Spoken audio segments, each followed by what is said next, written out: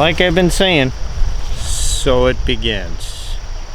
Ricky's got to change the tip out here, and we got a lot of equipment that I think it was leftover setup from spring steelhead season, so we got to kind of get everything re-geared to Chinooks and early season Chinooks. There's been a few fish bouncing around.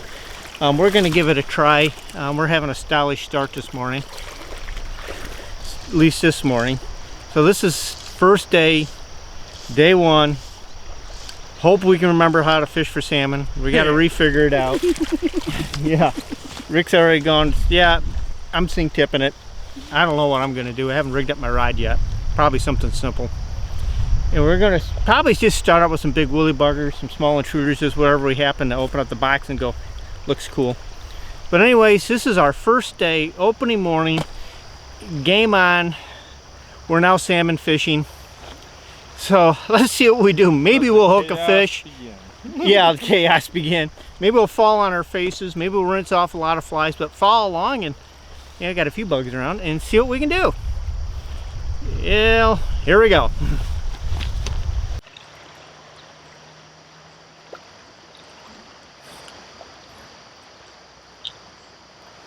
What do we got? Beginning of the season entanglements? Yep, you got it. Talk about knocking the rust off. Yep. Remember how to fish? No. Yeah. Oh well. I've thrown a bait caster all summer, so this will be fun chasing to watch. pike. This will be fun to watch. Yeah, going from pike fishing back to salmon fishing. Yeah. We'll look a little screwy for a while, then we'll get it together. We always do. So what do? Got a mess left over from spring? Just a tad. Throw them in your pocket at the end of the day and you forget about them. Oh man, do we need some trial runs. Talk about having to knock the rust off from everything. Yeah. We still got a mess. Deal with a cluster that we left over from last spring. Just drinking. Do we have tips? What kind of a mess are they? Did the rats get in there and have babies? I think so. Oh, good grief. Nothing goes smooth. Nope. We've been off to a wonderful start today. Yeah. Good thing we're not getting timed. Really? That's why we do trial runs for ourselves. Oh. Looks yummy to me. Let's see if fish likes it. Yeah, I'll have to see, but it looks cool. Another variation of the Dr. Tooth.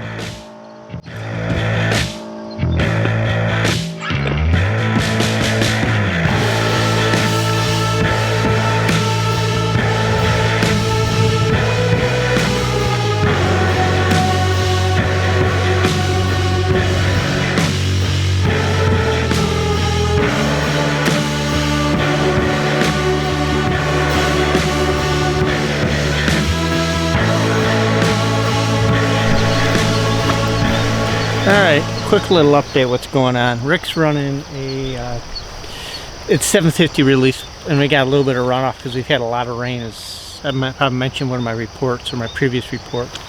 Rick's running 10 foot of T11, and he's kind of doing okay. He's kind of clear, so what I'm going to do is, since I'm getting data from Rick about he's kind of near the bottom, but we're not quite sure if we got the right tip on, I want one tip heavier.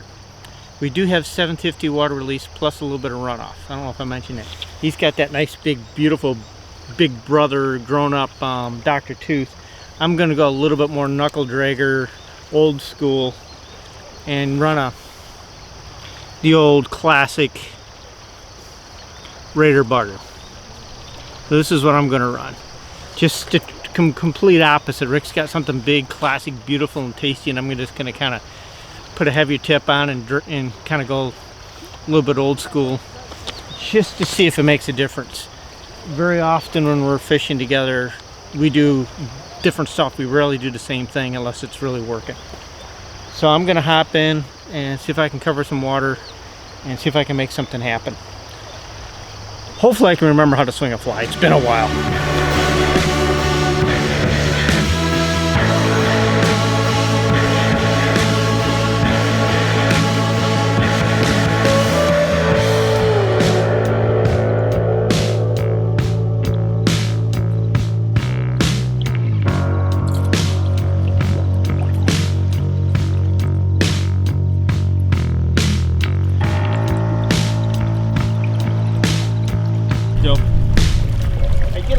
questions about our casting, our don't want to get a grab here.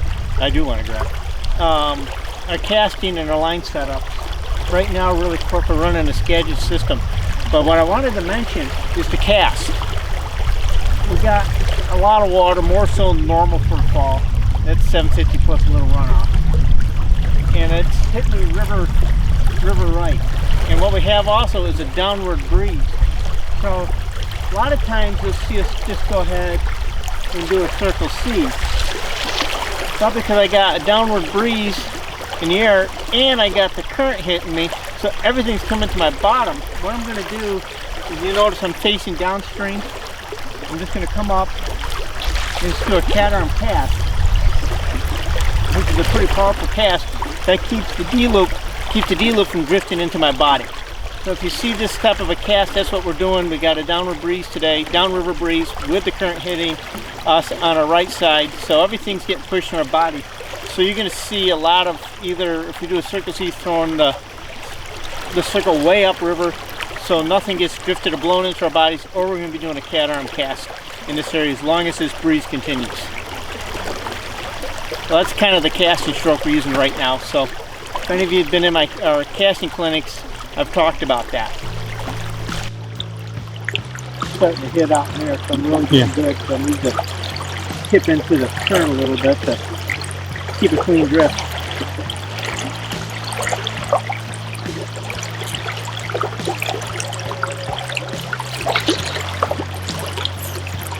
That was ugly, but it gets there. That's all that matters. Fish don't bite it in the air. No, they don't. They don't rate us on our cast, they rate us on our presentation. Yep. It's a good thing because I catch a lot of fish and a lot of ugly casts.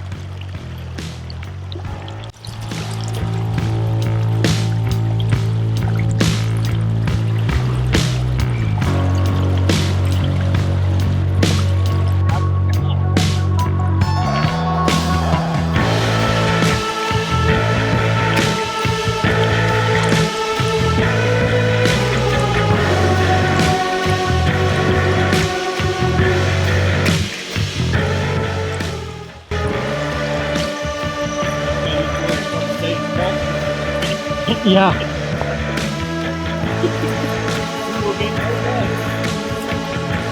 Yeah, we're gonna work him like a galley slave.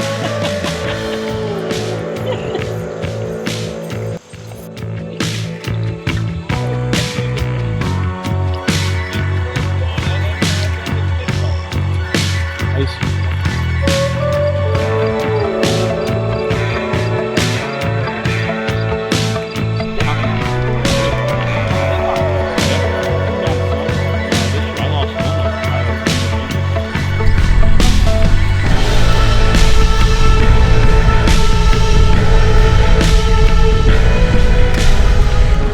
Folks, it's about midday. We're gonna call it.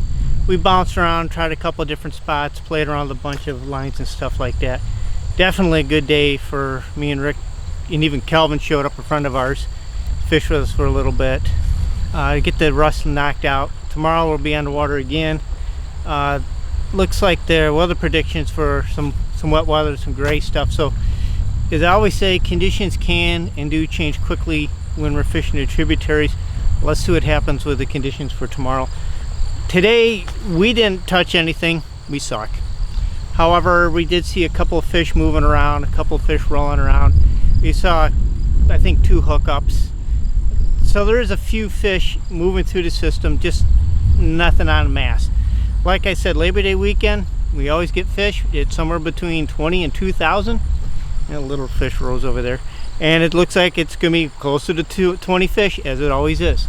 But it's good to be on the water. It's good to start getting back into doing what we're doing.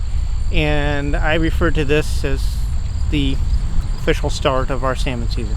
Anyways, we're going to be at it again tomorrow, so see you tomorrow. Second part of this video, it carries on. So keep watching.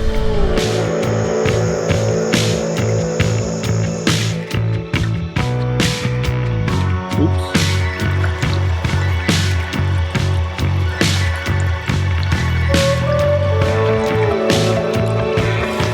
Well, day 2 of our odyssey. Yesterday, a lot of casting, a lot of knocking the rust off, no fish. That was yesterday. Today's day 2. We're gonna, you can tell the sky, we got a little bit different look to the weather. It's warm, it's humid this morning. I don't think we have much of an improvement in the water temperature, but we're going to do the same thing as we did yesterday. Rinse and repeat. As Einstein would always say, the definition of insanity is doing the same thing over and over again, expecting a different result. Well, I never did say we're too mentally stable, so we're going to do the same thing over again and hope for a different result. So we're going to cover the bottom end of the Douglaston Salmon Run. As a lot of you probably can recognize the scenery, that's where we are again. So we're going to cover a bunch of water, see if we can find an early salmon. To knock the rust off.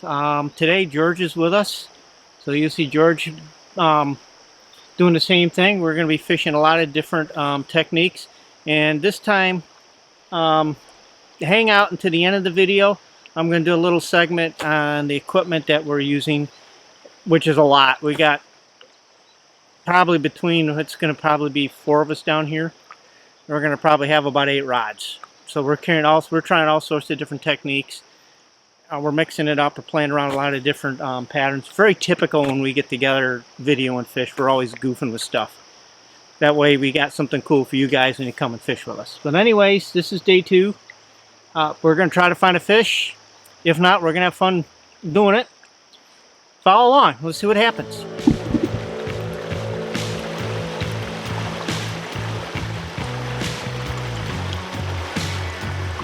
All right, George, all set. Catch me a fish. Let's do this. Come on now. No pressure. Yeah. We sucked yesterday. It's up to you.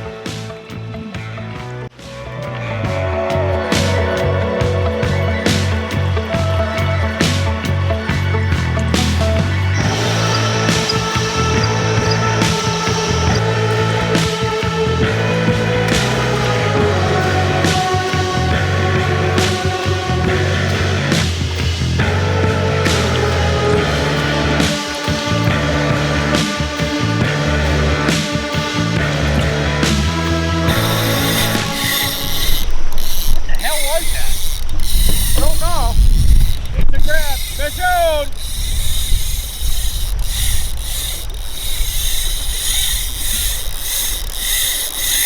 Calvin, I think you better start picking them up and setting them down. What a color! I think it's just a hot thing. I don't know. Whatever it is, it's right.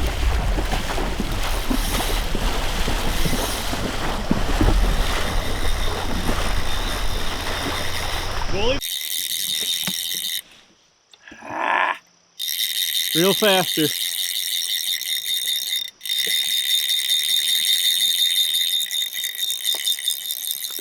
I think he's off. Damn. I got destroyed though, I know that. I mean, that was a grab. Getting a little tendonitis, winding all that line back in. Fuck, man. Well, he got the fly. Fuck. Took a souvenir. Well, there's a black and blue dirty hose somewhere in that fish. Hey, Calvin. Yeah. How's it feel to get the first grab of the season? It feels fantastic. Like I say, I'm wide awake now. This time of year, they don't want to just get away. They want to break and take things. Well, that was our first beat down of the season. Let's see if we can do that again. That was a run down the river with nothing, with a fish taking a souvenir. Let's see if Calvin can do it again for me.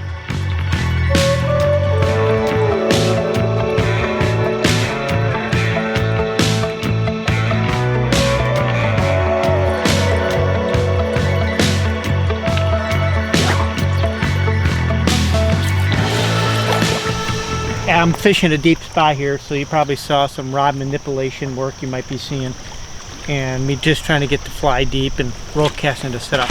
That's just a spot, but what you might also notice that today we're doing a lot more circle C cast.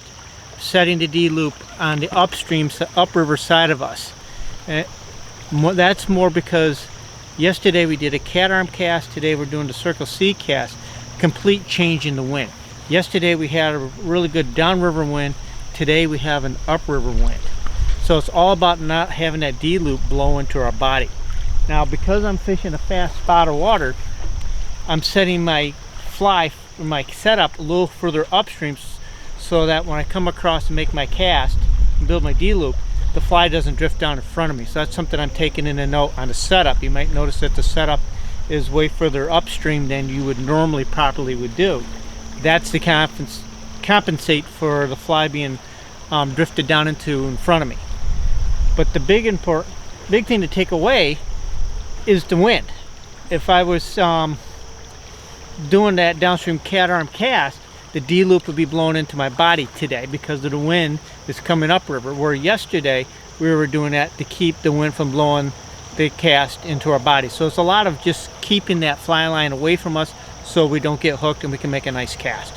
So that would be something you might notice from yesterday. Today is wind direction, and we just adjusted our cast from a cat arm cast to a Circle C cast in the same water on the same side of the river with river right on us. Okay. A lot of people have asked us and keep in the comments saying, hey, what are you running for gear? What are you using for lines? So I'm going to spend a couple of minutes and go through the rods that were used in the setups we did for the last couple of days. As you know, we do a lot of experimenting, and this is no different. But today, day 2, this is primarily what I'm running. This is one of my favorites, spay rods for the Salmon River. It's a 12.5 foot 7-weight set up with a Skagit setup. And I got 50-pound mono for the shooting line on this particular rod. I think it's more for line capacity on the reel. Mono's a great running line. It just takes a little getting used to. Used to 50-pound, used to stiff stuff. For the this rod likes a 450 Skagit driver, and this is in this case, because of the water, some of the deeper slots and fast water we're trying to fish, get deep, get our swing slow down. This is an intermediate sink Skagit and 450 grains, I said. And because of the depth and everything else, I'm running 10 foot of T14 today. This rod will handle T8 to T14 without any trouble. Cast it, as you can tell, very easily, very comfortably. This is a nice rod. It's nice and light. I can cover practically everything I want in this river. And I use it from about, I'd have to say, 1,000 water flows right down to about 280 to 185. This rod here I use probably for spay 90% of the time. This is one of my favorites. Like I said, it's a 12.5 foot 7-weight with a 450 driver on it. Okay, we've got a Loop Classic 79 on, sealed drag, very good talking reel when you get fish on it. Floating hover intermediate 575 Rio Skagit head. And lastly, we're running a intermediate piece of T11 in 2.5 intermediate and 7.5 foot of T11. So we're running a hybrid tip. Hybrid tip, yes. And a 13.6 8-weight. 8-weight, and that's what we got. You got destroyed on. Yep. All right, yesterday or day 1, this is the rod I was primarily fishing with. It's a 11.5 foot 8-weight switch rod with a good reel on it. This is, you'll see that we usually use primarily Nautilus reels. It's got a Skagit system on it. Memory serves me, I think it's like a 480 driver Skagit. At the moment, I've got T14 on it because of the conditions. If I want to run a traditional rig, get down and dirty, run a long leader split jack, all I have to do is switch out this T14 sink tip for a floating tip. Bugs are active today. A floating tip and a long leader, and I can do a more traditional method of getting flies down drifting or drifting into a swing, working tight pockets. So the nice thing about this setup here is I can go from big pools to pocket water very easily, and I just carry a small handful of tips and makes it work. And it's, let's see, I think I have a traditional running line on this one, but it's a standard Skagit setup with a I think a 480 driver on 11.5 foot switch rod. We use switch rods a lot. This is probably a multi-tool. All right, so hey everybody, talk to you about a new setup that we started experimenting with a little bit late season last year that I've been having some pretty good success with. Ricky introduced me to this line. This is Rio's Indicator Switch Elite. And what we find is utilizing our Skagit systems, our head setups and such, sometimes we have water we want to high stick and nymph and such. Some of the issues we've had with our setups is that it's a big heavy head. It's a 450 plus grain head, and a lot of times when you want to cast 50 foot out in the high stick, well, the weight of that head is going to pull your drift back in for you. Obviously the Skagit system's set up and designed for the swing, and that's where they excel. I myself like to kind of hybrid things a little bit, and this Indicator Elite line was a pretty good one that worked out for us last year, so I'm going to carry that into this year. I have it running on a Nautilus Silver King reel and a Douglas 7-weight DXF 11.6. It's got a pretty long head. It turns over some hardware pretty good. Again, as a primary indicate, nymphing, high sticking, tight lining type of deployment, it's been a solid line, and we're going to experiment, see what we have a little bit more with it this year. Yeah, that's been working good, fishing pocket waters, tight cuts that you like to fish a lot of. That's right, that's right. So it's a really good, and in this hot water, that's usually where we're finding some of our fish. Correct, right. Yeah, with this early season, they like that oxygenated water. Yeah. Yeah. We can get in there and make a presentation. Yes, yeah, That's been exactly. Proved to be a good tool. It has. It really rolls out really nice. It's a light, it mends beautifully. So being able to roll out, mend, high stick, a little lighter than our setup, so it doesn't draw everything back at you. You know, so yeah, I've been pretty pleased with it thus far. More experimenting. Yeah, exactly. Never ends. Never should end. All right, we're going to shut it down for today. It's getting about midday, and in typical this time of year, the fishing usually gets quiet. So we're going to call it. Yeah, Kelvin got a whacking today. Hopefully we got some good video of that, and I can show you him getting beaten down. But we're going to wander on out of here. Very typical Labor Day experience. You know, you are fishing for one fish. But anyways, hope you enjoy the video. We got a lot coming, so don't forget to hit the, I think it's going to be that part of the screen or this part of the screen, but hit the subscribe button, hit the bell icon. Fishing reports, more fishing videos. We're going to be doing as much as we can this fall. So hit the subscribe and the like button, or the bell icon so you know when they're up. Yeah, hit the like button too, please. We could use that. But anyways, I hope you enjoyed the video. We weren't too goofy. See you on the river. Good fishing to you, folks. This is Jay at JPEG Guides and Lost River Fishing. We are a year-round fly fishing catch and release guide service. We fish the Lake Ontario tributaries, and then during the spring and the summer we also fish the inland trout streams, classic dry fly fishing. During the heat of the summer we will do the warm water fishing for bass and pike. If you're interested in any of our outings or have any questions, please feel free to email us at fish@lostriversfishing.com. Hope to hear from you, and if you have any questions, feel free to contact us.